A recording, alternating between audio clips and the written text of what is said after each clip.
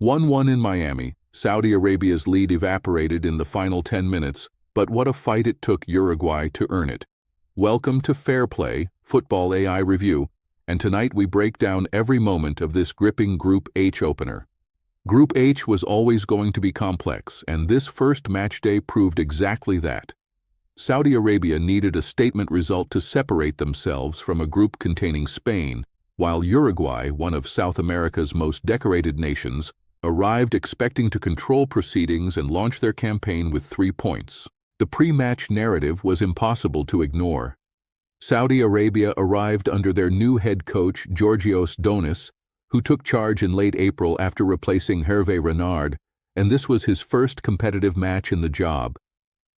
Just 3 warm-up friendlies stood between Donis and a World Cup group stage opener at Hard Rock Stadium in Miami Gardens before 62,764 fans, pressure most managers never face so early in a tenure. Donis set Saudi Arabia up in a 4-4-2, a shape designed to give them defensive compactness, while allowing the wide midfielders Salim Al-Dawsari and Mohamed Abu Al-Shamat to contribute defensively before transitioning quickly in transition. The plan was clear: stay organized, deny Uruguay the spaces they love to exploit, and be dangerous from set pieces and quick counterattacks. Marcelo Bielsa, the former Leeds United boss, lined Uruguay up with Federico Valverde and Manuel Ugarte sitting in central midfield, Darwin Núñez and Federico Viñas as the front two, and Maxi Araujo operating from the right flank. Bielsa's intent was possession-based dominance, probing patiently before exploiting the flanks with width and energy. The key tactical mismatch emerged almost immediately. Uruguay's 67% possession share and 612 passes told the story of a team that controlled the ball comprehensively, but Saudi Arabia's disciplined low block funneled that possession into wide peripheral areas rather than through the heart of their shape. The Saudis sat in 2 compact banks of 4, denying Valverde and Bentancur the central corridors they thrive in, forcing Uruguay to build from deep and wide rather than through the middle. Saudi Arabia actually began the match with purpose, pressing higher than expected in the opening exchanges and winning the ball back effectively in Uruguay's half. That early energy surprised Bielsa's side, who took time to settle into their natural rhythm. Uruguay's dangerous attacks numbered 79 across the 90 minutes, but in that opening quarter hour, it was Saudi Arabia who looked sharper and more cohesive. Uruguay had already been warned from a dead ball situation in the 38th minute when Al Amri connected with a corner and forced Fernando Muslera into a fine save. 3 minutes later, the warning became reality. Mohamed Kano's header from a corner was palmed away by the veteran Muslera, but he could only parry the ball straight into the path of centre-back Abdullah Al Amri, who reacted the quickest to poke the rebound into the net. A set-piece goal from an unlikely source, but one that had been telegraphed minutes earlier. The most significant near miss of the first half came from Rodrigo Bentancur, whose driving run from deep midfield created space in behind the Saudi defensive line. His effort was well blocked, but it illustrated just how much threat Uruguay carried through central areas when Bentancur was given the freedom to advance. That pattern, promising runs failing to produce goals, would define much of Uruguay's first half. At the interval, Saudi Arabia led 1-0 despite Uruguay enjoying the overwhelming share of possession and territory. Bielsa's side had generated more danger, but lacked the decisive final touch, while Donis's team had executed the first half of their plan to near perfection. Something fundamental had to change for Uruguay if this result was going to be overturned. Bielsa responded immediately and aggressively. Both Darwin Núñez and Matias Viña were withdrawn at half-time, replaced by Agustín Canobio and Juan Manuel Sanabria simultaneously. It was a bold double change that restructured the front line and injected fresh legs with new attacking intent, and it visibly lifted Uruguay's intensity and tempo in the second half. The second half was a sustained siege. Uruguay's attack count of 145 total attacks reflected an unrelenting pressure that Saudi Arabia were increasingly stretched to contain. Mohamed Al-Owais, the Saudi goalkeeper, made 9 saves across the 90 minutes, a figure that alone tells the story of what his defensive unit endured in this match. The 72nd minute substitution proved crucial in breaking Saudi Arabia's resistance. Nicolas de la Cruz replaced Manuel Ugarte, shifting Uruguay's midfield from a defensive foundation to a more creative and aggressive configuration. De la Cruz immediately brought directness and disguise in possession, and his introduction coincided with the phase of the match that ultimately produced the equalizer. Abdullah Al-Amri's yellow card in the 44th minute deserves specific mention.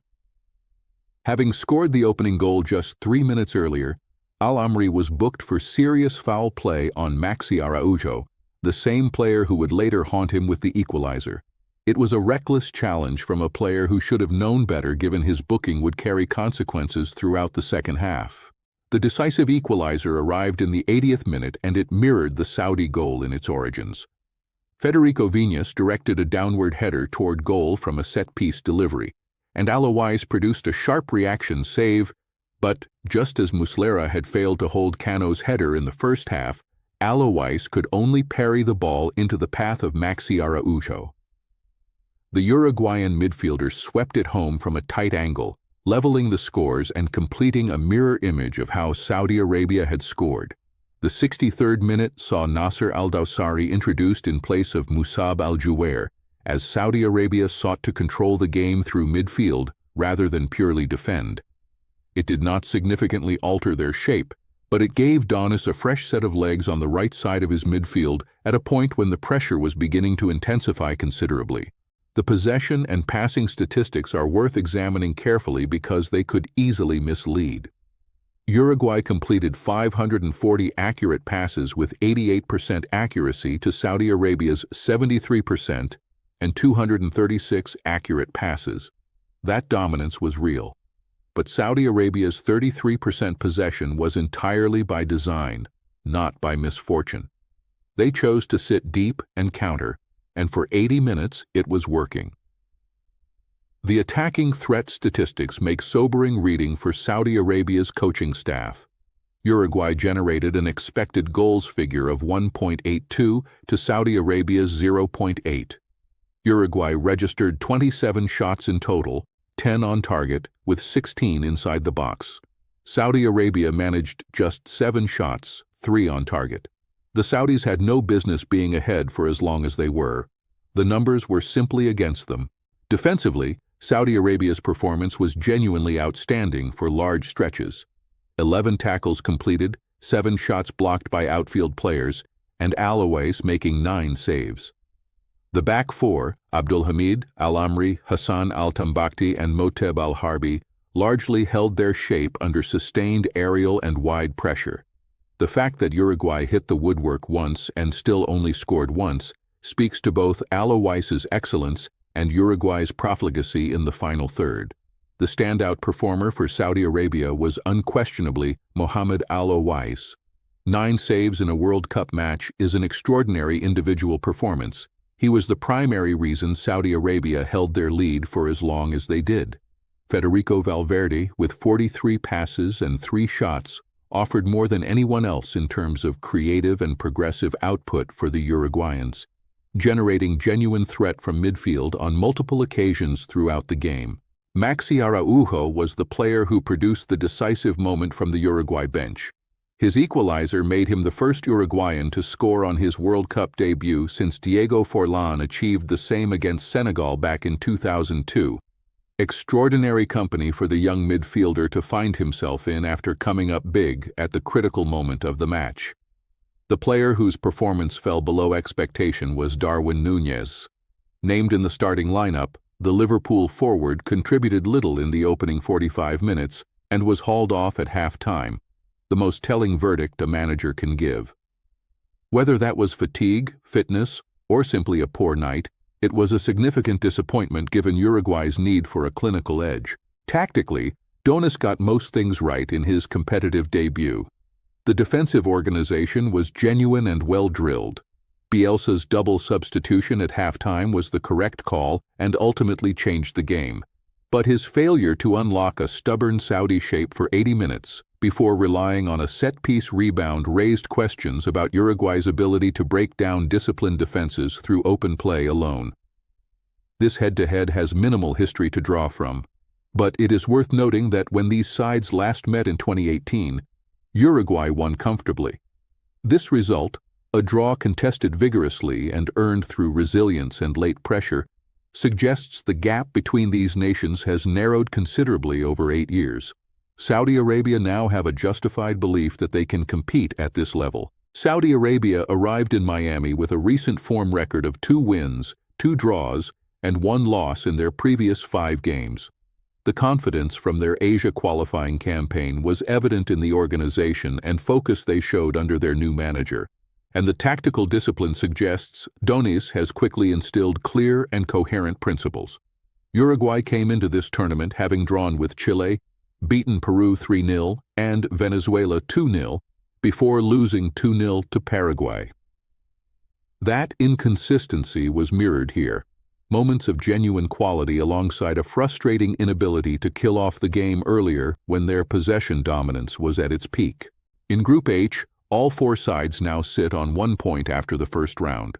Spain's surprise draw with Cape Verde means no team has yet separated from the pack. Saudi Arabia and Uruguay both have a platform to qualify, but neither can afford complacency in what is shaping up to be one of the most genuinely open groups of the entire tournament. Looking ahead, Saudi Arabia face Spain in their second game, a vastly different challenge that will test their defensive resilience against elite quality. Uruguay host Cape Verde, a game they will be expected to win decisively if their qualification ambitions are to remain on track. Both teams must maximize those fixtures before the final round Spain versus Uruguay clash, which may well decide the group. Saudi Arabia are capable of qualifying if Al Owais maintains this form and the defensive structure holds against Spain. Uruguay, with the quality of Valverde, Bentancur, and De La Cruz in midfield, should have enough to progress. But they need clinical finishing and a better attacking solution up front than they showed here. My prediction is Uruguay qualify as group runners-up, Spain advance as group winners, and Saudi Arabia fall just short in the third-place playoff route. This was a match that defied the pre-match expectations in the best possible way. Saudi Arabia executed a disciplined game plan to near perfection for 80 minutes, only to be denied by a goal that was almost karmic in its construction, a set-piece rebound, just like the one they had scored themselves. Uruguay earned their point through persistence and squad depth rather than through individual brilliance. The result leaves everything open in Group H. Thank you for joining us here at FairPlay, Football AI Review. Our next breakdown covers everything that unfolds as this extraordinary World Cup group stage continues. Do not miss it. That's the FairPlay verdict on this one. If you want more analysis like this, follow us. Find us on YouTube, Instagram, and TikTok at FairPlay AI, and follow Anthony personally on X at Anthony Fairplay. See you next match.